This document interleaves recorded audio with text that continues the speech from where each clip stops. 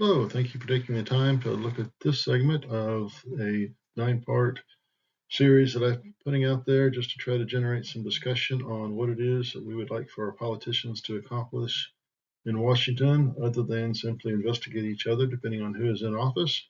So I put down some thoughts on 9 areas that I would like for the parties to address in their platforms going forward as we head into the 2024 election, which now we're in a 2-year election cycle all the time. I hope that some of this stuff is accomplished before then, but at the very least, I hope that each party considers these topics and others. Look forward to getting your feedback on this and other ideas that you might have so that we can continue this discussion here and with whomever else you might come into contact. Thank you very much for your time. Appreciate your feedback. Hello, I'd like to talk to you all about a draft platform for the American Dream. It's a platform that probably tilts more towards the Republican Party than the Democrat, but frankly, the points that I'm making, I think, could be addressed constructively in a discussion by both parties. Although I think definitely my preference for direction that we should go on the topics that I raise is probably mostly on the Republican side.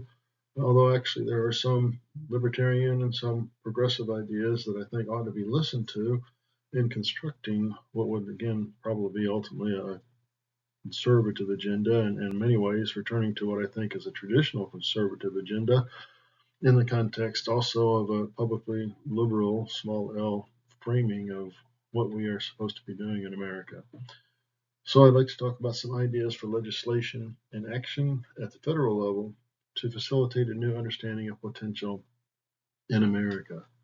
And so when I talk about the American dream or use that phrase, there may be several ideas that come to mind, some of which are representative of what we traditionally view as the ideals represented in America's founding and the founding documents, others of which came to the forefront as over time we developed technologically and scientifically and developed things that brought us to the point we are today in an atmosphere that is very divided.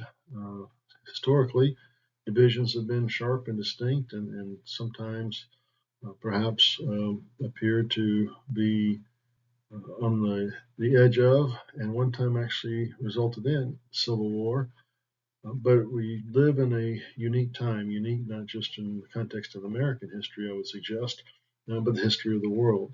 But over the course of American history, different things have been used to define what the American dream is. Freedom, religious freedom, are some of the things that principles on which our nation was founded. The idea, particularly as you get into the Great Depression, of a chicken in every pot, that everybody would have food and that healthcare would be available to individuals. I think one of the things we fail to recognize is the degree to which death as a constant possibility is not nearly so much on our mind as it has been throughout most of human history, even most of American history. And then as we became more affluent as a nation post World War II, the idea of everybody having a house and then the car centered, of course, on a job that would pay for that. And then as technology developed, the idea of everybody having a TV, and then a computer, and then a cell phone where you essentially have a computer in your pocket, and the idea of a luxury vacation, being able to take time off to travel.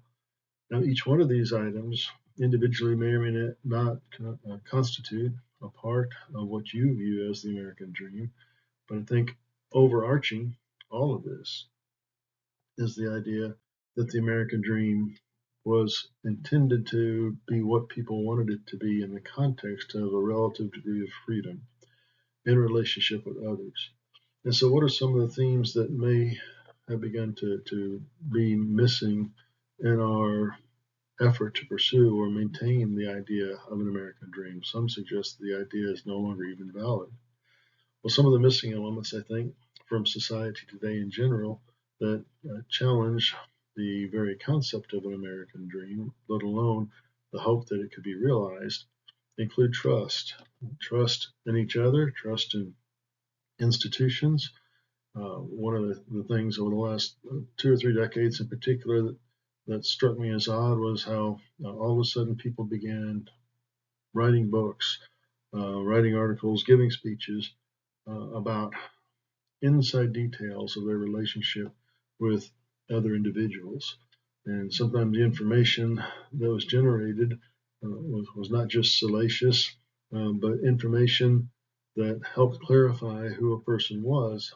And yet at the same time, I found myself wondering if we are going to betray our best friends for $1 or $1 million or whatever the price might be, then what does the concept of friendship even hold anymore? What does it mean anymore to be a friend? Well, we can now expand that on up to some of the basic institutions, if not all the basic institutions of American life.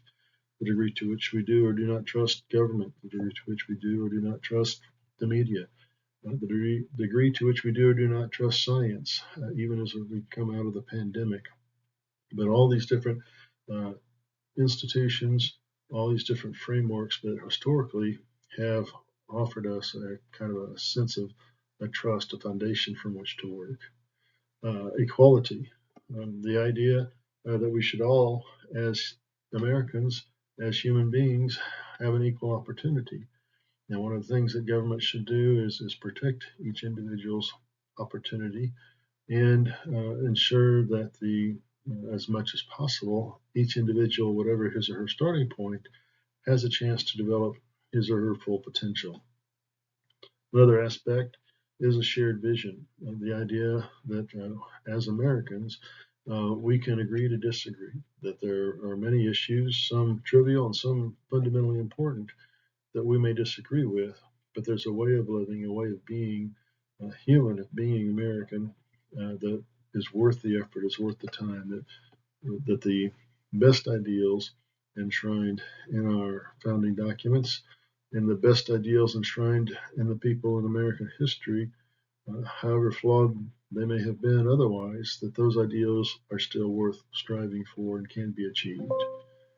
And then the idea of a proper balance between the individual and community.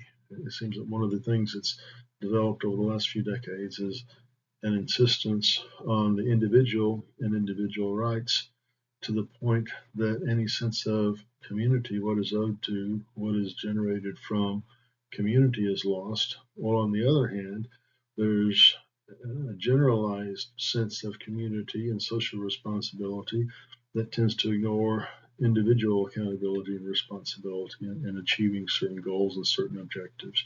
And so trying to find a proper balance between the individual and community. Additionally, in America, I would suggest political action goes from the most refined at the individual level to the most general at the federal level.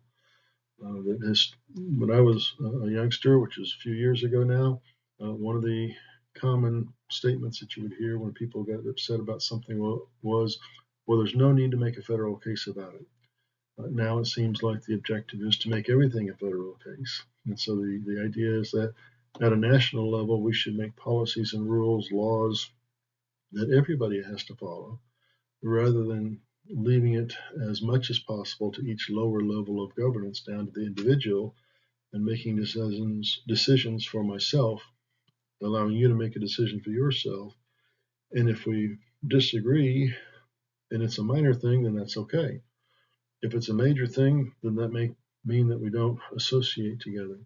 If it's a really major thing, then maybe we not only don't associate, but we choose to live in totally different communities and have nothing to do with each other, but all under the context, under the basic umbrella of the idea of an America in which different ideas can be expressed and discussions can be held about those different ideas, so that if either one of us or both of us realize we're wrong, we can find a common ground or change our opinions, etc.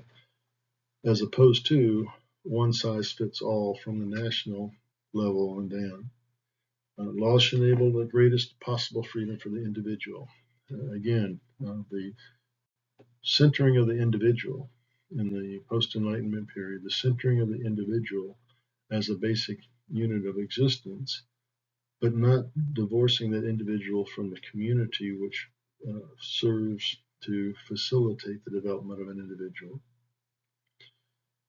The security of other individuals in the community at large must also be considered, so that even as we seek to secure individual rights, we're doing so recognizing that the individual is found in the context of the community, and sometimes the protection of the community requires me to subjugate, if not give up, my individual rights. And so it's this effort to strike a balance between the individual and the community, and you could even say communities of which we are a part, so that in the end, representatives should represent the intentions of their electors with respect to what is in the best interest of the greater community at each level of governance, with minimal loss of freedom for the individual.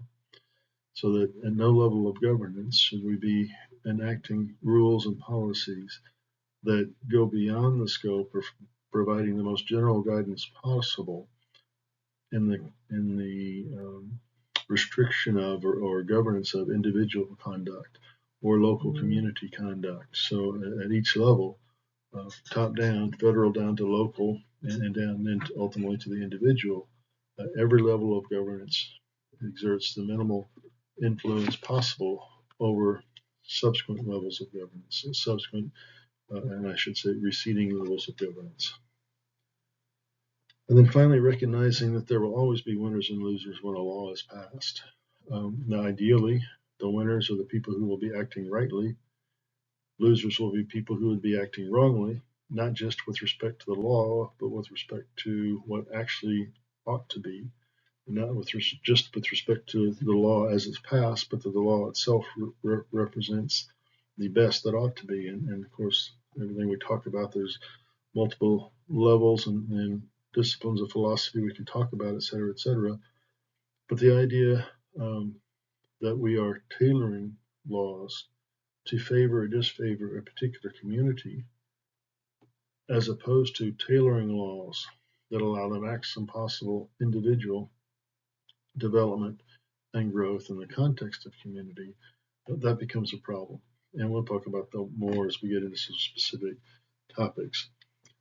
So now let's transition from this general idea of what a platform should be addressing, the effort to facilitate the American dream for as many individuals as possible, and look at some particular items with respect to what it is we want to talk about and expect from Congress based on this platform that I would propose.